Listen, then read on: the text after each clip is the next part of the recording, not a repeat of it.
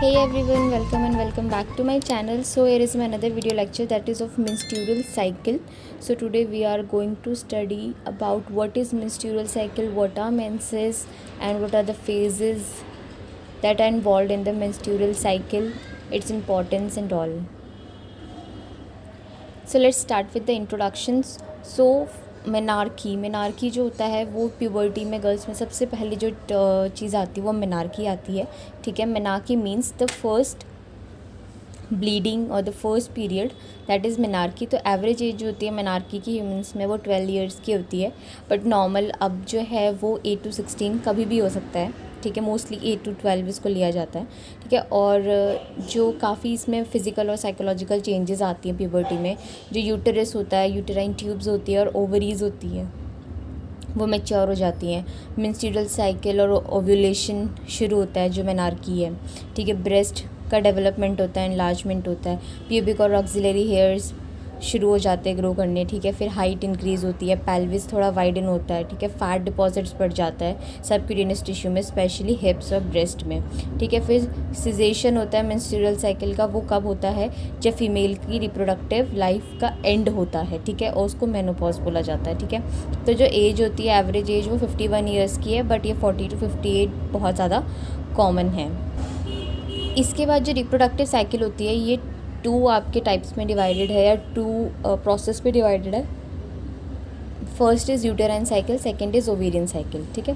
तो जो uterine cycle होती है उसमें क्या होता है, जो यूटेराइन साइकिल मीन्स कि यूटेरस से रिलेटेड चेंजेस. तो इसमें क्या होता है, जो एंडोमेट्रियल लाइनिंग होती है यूटेरस की वो बिल्डअप होती है. ठीक है. क्यों? क्योंकि उस टाइम पे एस्ट्रोजन प्रोजेस्टेरॉन का लेवल बढ़ रखा होता है. ठीक है. तो फॉलिकल्स डेवलप होते हैं. ठीक है. और फिर कुछ दिनों में क्या होता है, एक मैच्योर ओवम या फिर एग रिलीज़ हो जाता है. फिर जो ओवरी होती है वो इस एग को रिलीज़ करती है ओव्यूलेशन के टाइम पे. फिर आती है ओवेरियन साइकिल. ओवेरियन साइकिल में क्या होता है, ओव्यूलेशन के बाद जो यूटेराइन लाइनिंग होती है वो एंटर करती है आपकी सिक्रेटरी फेज़ में या फिर ओवेरियन साइकिल में. ठीक है. तो इसमें क्या होता है, यहाँ वो इम्प्लांटेशन के लिए प्रिपेयर होता है. तो किसके इन्फ्लुएंस में? प्रोजेस्टेरॉन के.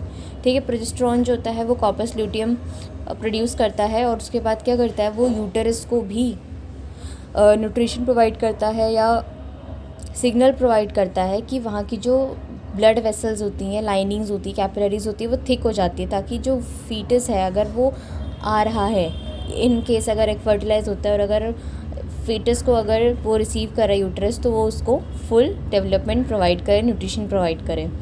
अगर फर्टिलाइजेशन इम्प्लांटेशन हो गया तो एम्ब्रियो क्या करेगा, HCG प्रोड्यूस करेगा जो कॉर्पस ल्यूटियम को मेंटेन करेगा.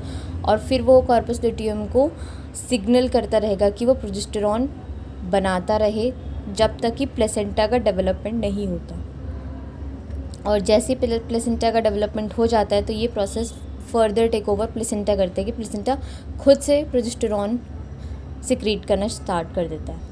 तो अब हम देखेंगे जब मेंस्ट्रुअल साइकिल होती है तो उस टाइम पे ऑर्गन चेंजेस होते हैं. तो वो क्या क्या होता है? पहला यूटेराइन चेंजेस हम देखेंगे. तो सबसे पहला आता है इसमें यूटेराइन ब्लीडिंग फेज, जिसको मेंस्ट्रुअल फेज बोलते हैं. ये 1 to 5 डेज़ तक की होती है. ठीक है. और इनको मेंसेस, कैटामेनिया पीरियड्स बोला जाता है. ठीक है. ये फर्स्ट स्टेज होती है यूटेराइन साइकिल की. इसमें क्या होता है, हार्मोन जो एस्ट्रोजन है वो डिक्रीज़ हो जाता है. क्यों? क्योंकि एस्ट्रोजन कम हो रहा है. कैसे कम होता है कि जब शेडिंग होने लगती है एंडोमेट्रियम की, तो उसकी वो कब होती है, जब आपका एस्ट्रोजन का लेवल कम हो जाता है. तो इसकी वजह से क्या होता है, ये मेंसेस आती हैं, यानी कि जो वहाँ की सेल्स होती हैं उनकी विस्कुलैरिटी हो जाती है ब्लॉक. ठीक है. वहाँ ब्लड सप्लाई नहीं हो पाती है तो नेक्रोसिस हो जाता है, जिसकी वजह से वहाँ की जो लेयर होती है, सेल लेयर, टिश्यू लेयर, वो शेड ऑफ होने लगती है, which comes out as menses. फिर है पॉलीफरेटिव स्टेज. ये 6 to 14 डेज़ का होता है. ठीक है. इस फेज़ में एस्ट्रोजन जो होता है वो इंक्रीज़ हो जाता है और इंक्रीज़ एस्ट्रोजन के लेवल की वजह से क्या होता है, सेल डिवीजन होता है एंडोमेट्रियम का फिर से. फिर आता है सिक्रेटरी फेज. सिक्रेटरी फेज में क्या होता है, ये लास्ट फेज होता है यूटेराइन चेंजेस का. इसमें क्या होता है, जो एंडोमेट्रियल लेयर होती है वो प्रिपेयर होती है फर्टिलाइज्ड ओवम को रिसीव करने के. और ये इन्फ्लुएंस्ड होता है एस्ट्रोजन प्रोजेस्टेरॉन हार्मोन की वजह से, जो फॉर्म हो रहे हैं। फिर आता है uterine ovarian changes. Ovarian changes में आता है फॉलिकुलर फेज़। फॉलिकुलर फेज़ में क्या होता है, पहला फिजियोलॉजिकल चेंज होता है ओवेरी में, क्योंकि इसमें क्या होता है FSH फॉलिकल स्टिमुलेटिंग हार्मोन का इंक्रीज़ होता है, ठीक है। तो इसका मेन वर्क क्या होता है कि वो जो ओवरी है, ओवरी में फॉलिकल्स को मैच्योर करना। तो मैच्योर फॉलिकल को ग्राफियन फॉलिकल बोला जाता है। फिर है ओव्यूलेटरी फेज़। ओव्यूलेटरी फेज़ क्या है कि इस फेज़ में क्या होता है, मैच्योर एग का रिलीज़ होता है और ये 14th डे पे होता है, ठीक है। तो इसमें क्या होता है, LH और FSH का सर्ज होता है, LH और FSH सर्ज होता है, ठीक है। तो यहाँ जितना प्रीवियस डेज पे लेवल उनका इंक्रीज़ नहीं रहता है, वो 14 डे पे इंक्रीज़ हो जाता है। Then comes luteal phase. ये 15 to 28 डेज़ का होता है। इसमें क्या होता है कि इसमें कॉर्पस ल्यूटियम की प्रेजेंस आती है, इसमें कॉर्पस ल्यूटियम का फॉर्मेशन होता है, ठीक है, और उसकी एक्टिविटी आती है इसमें, इसलिए कॉर्पस ल्यूटियम की प्रेजेंस की वजह से इस फेज़ को ल्यूटियल फेज़ बोला जाता है, ठीक है। इस स्टेज में 2 प्रोसेस होती है। अगर फर्टिलाइजेशन हो गया तो कॉर्पस ल्यूटियम 12 वीक्स तक का रहेगा, ठीक है, और वो क्या करेगा, एस्ट्रोजन और प्रोजेस्टेरॉन का सिक्रेशन करेगा इफ़ फर्टिलाइजेशन अकर्स। अगर फर्टिलाइजेशन नहीं हो रहा है तो आपका कॉर्पस ल्यूटियम जो होगा वो कॉर्पस एल्बिकेंस में कन्वर्ट हो जाएगा। तो जो ये कॉर्पस एल्बिकेंस होता है, ये क्या होता है, फिर अपने आप से डीजनरेट होता है और उसके बाद ये बॉडी में रीअब्जॉर्ब हो जाता है। So here is the end of my video lecture, and if you have any queries, please drop them in the comment section. Hope you all found the video useful. So don't forget to like, subscribe and share my channel.